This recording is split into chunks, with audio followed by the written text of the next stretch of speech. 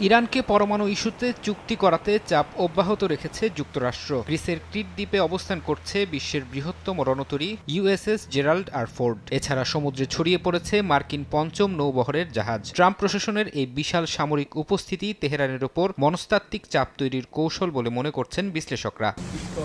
সামরিক চাপের মধ্যেই বৃহস্পতিবার জেনেভায় বৈঠকে বসছে ইরান যুক্তরাষ্ট্র। তবে বৈঠকের আগে তেহরানকে অর্থনৈতিকভাবে আরও বেকায়দায় ফেলতে চায় ওয়াশিংটন। এরই ধারাবাহিকতায় বুধবার দেশটির ওপর নতুন নিষেধাজ্ঞা জারি করেছে যুক্তরাষ্ট্র। এবার লক্ষ্যবস্তু করা হয়েছে ইরানের 12টি তেলবাহী জাহাজ এবং বেশ কিছু আন্তর্জাতিক কোম্পানিকে, যারা তেহরানের ব্যালিস্টিক মিসাইল কর্মসূচিতে অর্থায়ন করছে বলে অভিযোগ মার্কিন প্রশাসনের। যুক্তরাষ্ট্রের অর্থমন্ত্রী স্কট বেসেন্ট সাফ জানিয়েছেন, ট্রাম্পের নেতৃত্বে এই সর্বোচ্চ চাপ ক্যাম্পেইন ইরানকে পরমাণু অস্ত্র ও সন্ত্রাসবাদে অর্থায়ন থেকে বিরত রাখতেই পরিচালিত হচ্ছে।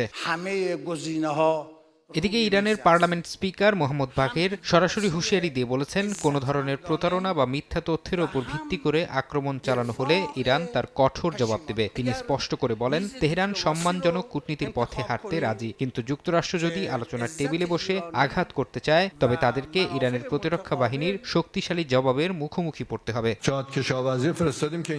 এত উত্তেজনার মাঝেও সমঝোতার আশা ছাড়েননি ইরানের প্রেসিডেন্ট মাসুদ পেজেশকিয়ান। তিনি জানিয়েছেন, সর্বোচ্চ ধর্মীয় নেতা খামেনির নির্দেশনায় তারা বর্তমান পরিস্থিতি থেকে বেরিয়ে আসতে চান এবং জেনেভা আলোচনায় একটি অনুকূল ফলাফলের অপেক্ষায় আছেন।